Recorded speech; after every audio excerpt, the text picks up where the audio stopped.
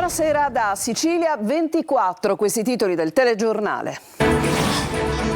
Trema mezza Sicilia per una scossa di terremoto di magnitudo 4.8 al largo delle Eolie, seguita da altri eventi di minore intensità. Non si registrano danni. Il presidente Schifani: seguiamo con attenzione l'evolversi della situazione.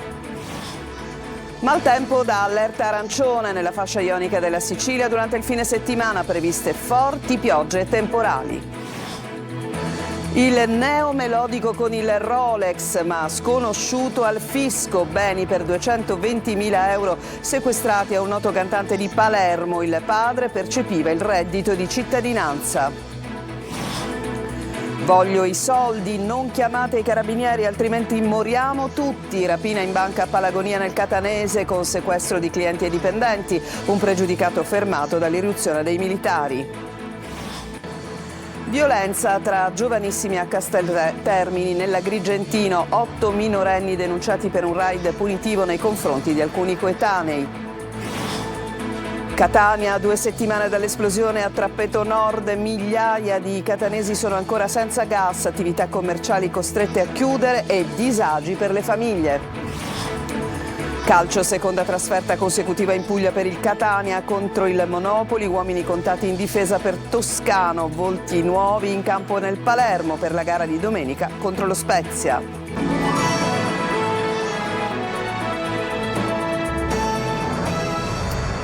Ancora ben trovati, c'è stata grande paura nel Messinese per una forte scossa di terremoto registrata per quanto riguarda appunto il centro, l'epicentro in mare vicino alle isole Eolie. Il sisma ha toccato quasi 5 gradi di magnitudo e poi è seguito uno sciame di scosse di minore intensità. La cosa ha fatto scattare lo stato di massima attenzione da parte della Protezione Civile della Regione siciliana, ma sentiamo il servizio di Francesco Triolo.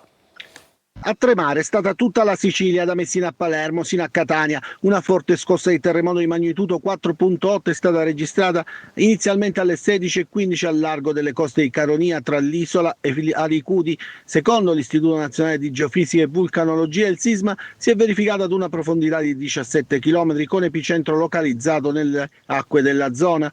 Una seconda scossa è stata poi registrata alle 16:40, stavolta a 6 km di profondità. Uno sciame sismico che è proseguito con altre 3 scosse del 2.5 grado alle 16:42, del 2.9 alle 16:48 e del 3.4. Sono stati attimi di paura, benché la scossa è durata relativamente poco, tra i 5 e i 6 secondi, ma è stato avvertito soprattutto nella zona nebroidea ed in tanti tra Capodorlando e Sant'Agata di Militello si sono affacciati alle finestre dopo aver avvertito delle vibrazioni nelle abitazioni.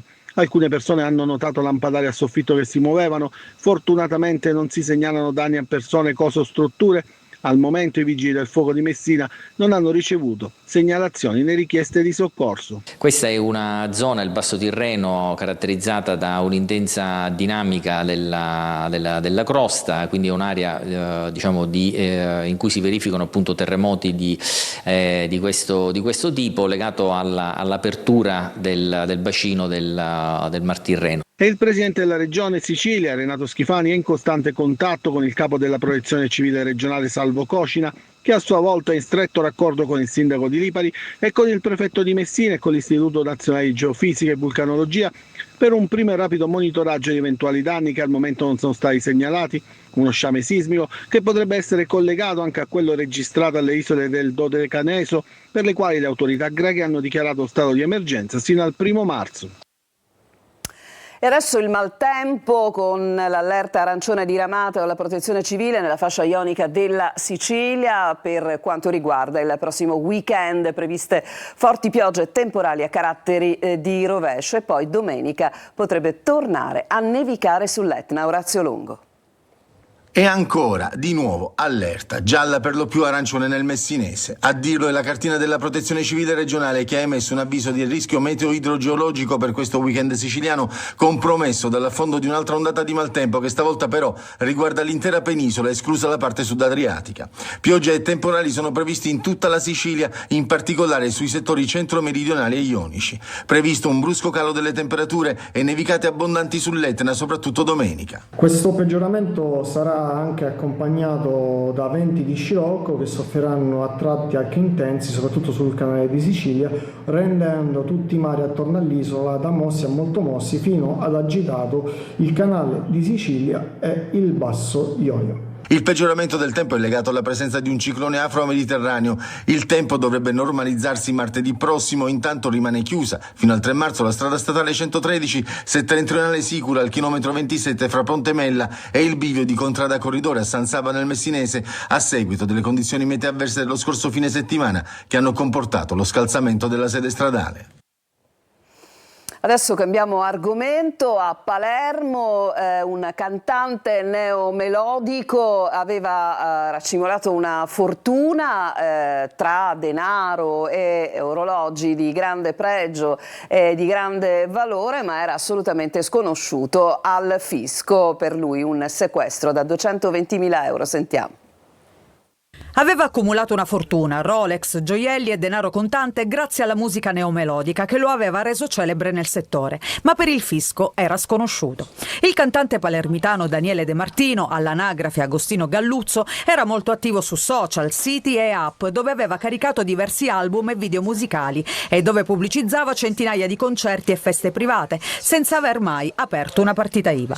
L'operazione della Guardia di Finanza, denominata Sold Out, partita da una verifica fiscale tra il 2016 e il 2022, ha portato al sequestro tra Palermo e Napoli di beni per un valore di 220.000 euro. Il neomelodico in passato era stato destinatario di misure di prevenzione personali, come divieti del questore che gli impedivano di accompagnarsi a persone socialmente pericolose. In diverse occasioni gli era stato anche proibito di esibirsi dal vivo. Un'attività fiorente che gli aveva permesso di accumulare in 6 anni un patrimonio di circa 850.000 euro. Proprio i profili social sono stati utili alle Fiamme Gialle per la ricostruzione del volume di affari del cantante, che risultava invece nulla tenente. Inoltre, negli anni 2018, 2019 e 2021, De Martino avrebbe omesso la dichiarazione dei redditi e per questo è stato denunciato. Dalle indagini estese anche al nucleo familiare è emerso che il padre aveva percepito 40.000 euro del reddito di cittadinanza tra il 2019 e il 2022, dichiarando nella richiesta del sussidio che il figlio era disoccupato. Anche il genitore è stato denunciato e disposto il sequestro per equivalente. Voglio i soldi, non chiamate i carabinieri, altrimenti moriamo tutti. Così un pregiudicato all'interno di una banca ha tentato appunto una rapina e poi è stato fermato dall'irruzione dei militari. Orazio Longo. Si vede dalle immagini delle telecamere di videosorveglianza l'uomo con una carpetta azzurra in mano entrare tranquillamente in banca come fosse un normale cliente attraverso la porta interbloccata. Siamo a Palagonia nel Catanese, sono circa le 9:30 del mattino.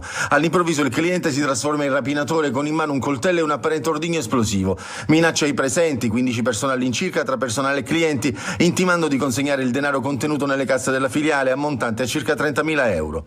Punta il coltello contro il direttore dell'agenzia, a cui grida: state perdendo tempo, voglio i soldi, non chiamate i carabinieri che altrimenti qui muoio io e moriamo tutti. Voglio i soldi e uno di voi viene con me, agitando più volte un accendino come se volesse attivare l'ordigno. Ma i carabinieri li chiamano altri clienti che da fuori della filiale vedono le mani alzate. La centrale operativa attiva le pattuglie che già si trovavano in zona per specifici servizi antirapina.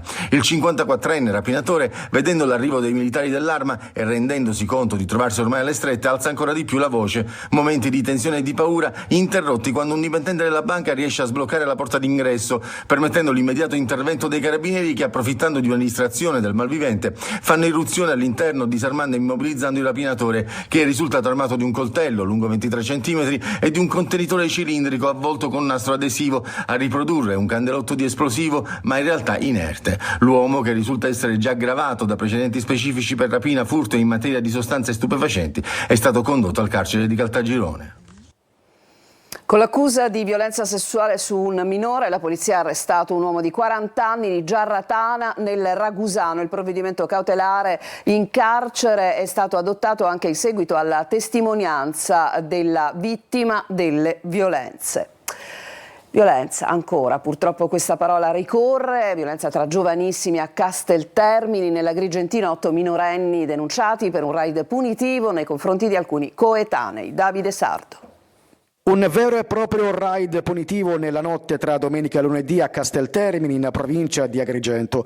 Un gruppo di 8 minorenni di età compresa tra i 14 e i 16 anni ha fatto irruzione in un'abitazione privata dove si trovavano 3 coetanei e li ha aggrediti con calci e pugni. Un'azione violenta e premeditata che ha lasciato le vittime con contusioni ed escoriazioni. I ragazzi feriti sono stati soccorsi e medicati alla guardia medica, fortunatamente senza gravi conseguenze. L'intervento dei carabinieri è stato immediato, i militari sono arrivati sul posto poco dopo l'aggressione e in tempi brevi sono riusciti a identificare tutti i componenti della baby gang. Gli 8 giovani sono stati denunciati alla Procura della Repubblica presso il Tribunale per i minorenni di Palermo con l'accusa di concorso in violazione di domicilio e lesioni personali. Resta da chiarire il movente dell'aggressione. Gli investigatori stanno conducendo ulteriori accertamenti per capire se all'origine dell'episodio vi siano rancori personali, dinamiche di gruppo o eventuali precedenti tra i ragazzi coinvolti. Oltre alle attività repressive, prosegue il lavoro di prevenzione e sensibilizzazione nelle scuole e sul territorio per arginare il fenomeno delle baby gang e promuovere una cultura della legalità tra i più giovani. La Vucciria, cuore della movida selvaggia a Palermo, sarà presidiata dalle forze dell'ordine per tutta la notte. Marco Gullà. Vucciria presidiata tutta la notte da mercoledì fino a domenica con la possibilità di allungare il presidio 7 giorni su 7. Il Comitato Provinciale Ordine e Sicurezza Pubblica di Palermo ha deciso di aumentare gli sforzi per contrastare degrado e malamovida che regnano ormai nel rione del mercato storico del capoluogo. Le forze dell'ordine, come richiesto da anni dai residenti, presidieranno Piazza Caracciolo, cuore della movida della Vucciria, per tutta la notte e non fino a mezzanotte come è successo nelle settimane addietro. L'obiettivo è estirpare in via definitiva la discoteca a cielo aperto al centro della piazza, dove avvengono spesso risse, accoltellamenti e spaccio di droga anche ai minori. Apprendiamo questa notizia dalla prefettura che nei prossimi giorni aumenterà la presenza delle forze dell'ordine soprattutto fino all'alba, soprattutto alla Vucciria, dove più volte sono state raccolte le firme, sono stati presentati gli esposti, si sono fatte le fiaccolate. Negli ultimi 2 mesi gli episodi violenti alla Vucciria sono tutti avvenuti dopo che il presidio era da poco concluso, ecco perché la prefettura allungherà i controlli fino all'alba. Noi residenti speriamo che non sia solamente una soluzione temporanea o quantomeno temporanea posta a mettere fine a tutto quello che è teatro di guerra alla Vucciria, teatro di accoltellamenti, spaccio di stupefacenti e criminalità piccola e grande. La data di inizio la stabilirà il prefetto Mariani anche in base al personale messo a disposizione da polizia e carabinieri. E adesso a Caltanissetta, chiesta nuovamente dalla DDA l'archiviazione sui mandanti esterni della strage di Via D'Amelio. Non sarebbero emerse infatti nuove prove. Il servizio di Rita Cinardi. Chiesta per la seconda volta dalla Direzione Distrettuale Antimafia di Caltanissetta l'archiviazione dell'indagine sui mandanti esterni della strage di Via D'Amelio. La precedente richiesta era già stata respinta dalla GIP Graziella Luparello, che aveva chiesto ai PM ulteriori accertamenti su possibili interferenze nelle stragi di esponenti della destra eversiva e dei servizi segreti, di far luce sul suicidio in carcere del boss di Altofonte, Antonino Gioè, e sui presunti rapporti tra Silvio Berlusconi, Marcello Dell'Utri e Giuseppe Graviano. Allo Stato, scrivono i PM, non c'è alcun elemento che consenta di ricostruire un ruolo di esponenti della destra eversiva nelle stragi del 1992, sottolineando inoltre che è già stata archiviata l'indagine sul fondatore di Avanguardia Nazionale, Stefano Delle Chiaie, mentre resta aperta quella su Paolo Bellini e che sarà processato per depistaggio il luogotenente dell'Arma Walter Giustini. Sul suicidio di Antonino Gioè risulta invece un'indagine da parte della Procura di Roma. La DDA ritiene inoltre che sulla strage di Via D'Amelio non è emerso alcun elemento che possa far ipotizzare un movente riconducibile alla trattativa Stato-mafia. Acquisite le dichiarazioni di Graviano su Berlusconi Dell'Utri, i PM non hanno interrogato il boss perché sostengono che in più occasioni abbia cercato di lanciare messaggi trasversali caratterizzati da una sostanziale incompletezza in relazione ai rapporti asseritamente trattenuti con i due politici. La GIP Luparello ha fissato per marzo la decisione. Restano aperte intanto le inchieste su mafia appalti, sulla scomparsa dell'agenda rossa e sui rapporti tra servizi segreti e massoneria nel periodo antecedente e successivo alle stragi del 1992. Adesso ci fermiamo, c'è una pausa, torniamo tra poco, ci occuperemo dei disagi che stanno continuando a patire appunto i cittadini catanesi che si trovano ancora senza gas nella zona che è stata il luogo dell'esplosione di gennaio. A tra poco.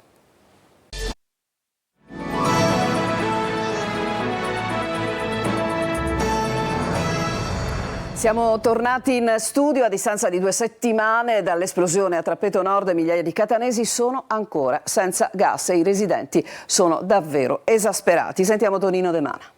Via Fratelli Gualandi, teatro dell'esplosione causata dalla fuga di gas a Trappeto Nord, e via Simone a San Giovanni Galermo sono distanti quasi 4 chilometri. Eppure, anche qui manca il gas. È stato interrotto la sera del 21 gennaio, quando è iniziato il calvario degli sfollati in attesa di una proposta abitativa e di migliaia di catanesi rimasti senza servizio. Attività commerciali costrette a chiudere e famiglie in grave difficoltà perché l'emergenza gas dura ormai da 15 giorni. È una zona a dir poco popolosa, siamo nella zona nord di San Giovanni di Galermo. Arriviamo fino alla strada per San Pietro Clerenza, ancora le utenze senza gas. Io lo trovo vergognoso, non capisco il motivo, non so se ci dobbiamo rivolgere al prefetto, a quale istituzione ci dobbiamo rivolgere. Diventa una situazione veramente imbarazzante. Non si capacita questo residente. Noi abbiamo una rete relativamente moderna perché è stata tutta la tubazione, la rete gas, sicuramente è stata fatta dopo il 2010. Così vado a memoria, quindi immagino con materiali moderni e non così suscettibili di guasti. Ma come si vive senza gas? Malissimo. Si vive senza gas malissimo. Assisto a un fratello disabile e quindi ho dei problemi, ovviamente, sia io sia la famiglia. L'impossibilità di fare una doccia o di cucinare sta diventando un problema persistente, visto che sono passate ormai più di 2 settimane. Catania Rete Gas, supportata dal personale proveniente da ditte esterne, procede intanto al lento e graduale ripristino. Tanto domani, sabato 8 febbraio alle 10:30 nell'incrocio tra via Etnea e via Caronda nei pressi del monumento a Garibaldi i tecnici specializzati della GEMA, della Polizia Municipale, effettueranno a Catania il Control Grip Test che servirà per misurare il coefficiente di attrito sulle 2 arterie per lunghi tratti chiuse al traffico veicolare per la presenza di cera sul fondo stradale del percorso agatino. L'effettuazione dei controlli di verifica con eventuale esito positivo a 2 giorni dal 6 febbraio sancirà la conclusione a tempo di record degli interventi di pulizia straordinaria effettuati. Dalla provincia di Trapani al palco di Sanremo, il piccolo Alessandro Gervasi a soli 6 anni è un pianista straordinario che vedremo anche nella fiction dedicata a Peppino Di Capri. Laura Spanò. Sarà uno degli ospiti del Festival di Sanremo 2025. Lui è Alessandro Gervasi, 6 anni, soprannominato il piccolo Mozart di Buseto Palizzolo in provincia di Trapani. Il giovanissimo pianista inoltre debutterà in prima serata su Rai 1 il 18 febbraio interpretando Peppino Di Capri da bambino nel film Champagne. Alessandro non è un bambino qualunque, a soli 6 anni possiede un orecchio assoluto, una dote rarissima che gli permette di riconoscere e riprodurre ogni nota con una precisione impeccabile, ma ha anche una padronanza del pianoforte impressionante per la sua età. Ha già collezionato importanti riconoscimenti, tra cui la vittoria nella sua categoria al Tour Music Fest sotto lo sguardo attento del celebre maestro Beppe Vessicchio. La produzione di Champagne è la ricerca di un bambino di 5-6 anni capace di suonare molto bene il pianoforte, proprio come il giovanissimo Peppino Di Capri. Quando hanno scoperto Alessandro attraverso un video virale che girava in rete, la scelta è stata stata immediata. Chi meglio di lui poteva interpretare il grande artista da piccolo? Una vera opportunità per Alessandro.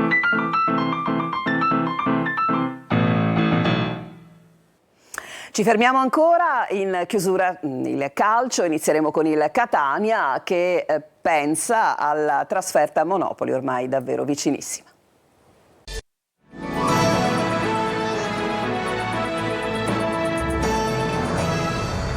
Siamo al calcio, nuova trasferta per il Catania che dopo la sconfitta a Cerignola rende visita al Monopoli, uomini contati in difesa, in attacco inglese potrebbe essere affiancato da De Paoli. La gara sarà trasmessa in diretta e in chiaro su Telecolor. Angelo Gagliano. In vetta sono scappate due squadre, Cerignola e Monopoli. La prima ha battuto il Catania domenica scorsa, l'altra sarà il prossimo avversario, sempre in trasferta, sempre in Puglia. Il calendario non aiuta i rossoazzurri, che dal mercato invernale non escono certo rafforzati, ed il pensiero corre all'indigesta cessione di Castellini, con il difensore goleador finito al Pisa in corsa per la Serie A. Un calciatore che voleva giocarsi, non perdere questa chance importante, perché va in un club che rischia di andare in Serie A e trattenere un calciatore professionista come è stato lui e un ragazzo serio come è stato lui, difficilmente quando hai queste richieste puoi trattenerlo. D'ora in poi e fino al termine del campionato Mimo Toscano dovrà lavorare su un gruppo che quantomeno dovrà giocarsi l'accesso ai play-off, obiettivo minimo della stagione. Contro il Monopoli sarà ancora un Catania in emergenza, aggravata anche dalle squalifiche di Quaini e Frisenna. In 4 Ierardi, Del Fabbro, Allegretto e Gega si giocano 3 posti in difesa. In mediana dovrebbero agire Guglielmotti, De Rose, Di Tacchio e Anastasio, con Jimenez in appoggio ad Inglese e all'ultimo arrivato De Paoli. Ancora out Montalto al pari di Dalmonte, entrambi alle prese con infortuni muscolari confermati dagli accertamenti diagnostici. Dobbiamo fare di necessità virtù in questo momento e cercare, perché abbiamo 15 giorni dove dobbiamo stringere un pochettino i denti in questa emergenza, cercare di recuperare il più possibile i calciatori che adesso sono indisponibili. Monopoli Catania sarà trasmessa in chiaro in esclusiva su Telecolor per un altro regalo agli appassionati di fede rosso-azzurra. Collegamenti a partire dalle 14 di domenica con lo Stadio Veneziani, poi dalle 15 la diretta della partita e alla fine le immancabili interviste ai protagonisti. E adesso il Palermo che lavora per la gara di domenica al picco contro lo Spezia. Dionisi si affiderà ai volti nuovi per provare ad invertire il trend negativo delle ultime partite. Marco Gullà. Marcia verso lo Spezia. Il Palermo, con una nuova spina dorsale dopo il mercato invernale, farà visita alla formazione ligure nel match di domenica al picco. Lo Spezia, terzo in classifica, ha un'altra marcia, 18 punti in più rispetto ai rosanero. Tutti nuovi acquisti in campo. Dionisi dovrebbe scegliere di schierare dal primo minuto i 3 innesti della sessione invernale. Si tratterebbe del debutto per Audero e Poyampalo, mentre Magnani aveva già giocato contro il Pisa. Poyampalo in attacco con Brunori. Ho già sostenuto 2 allenamenti con la squadra e ho rilevato una qualità altissima nello staff, nella squadra, nel lavoro che abbiamo fatto. Naturalmente sappiamo tutti che per arrivare e ottenere risultati il lavoro deve essere umile e giornaliero, sul campo lavorare ogni giorno con costanza e impegno. La partita che ci aspetta domenica è complessa e difficile e spero di poter già subito cominciare a dare il mio contributo e che possiamo fare il nostro meglio. A centrocampo, l'unica novità nel reparto dovrebbe essere il ritorno dal primo minuto di Gomez. Il francese potrebbe giocare al posto di Verre e prendere la posizione di vertice basso del centrocampo. Un'ultima notizia prima di chiudere, dal Palermo all'Akron Togliatti nella massima divisione russa con un contratto fino al 2027. Ufficiale l'addio del difensore romeno Nedelcharu al club rosanero. Con questa notizia si chiude questa edizione di Sicilia 24. Grazie per averci seguito e buona serata.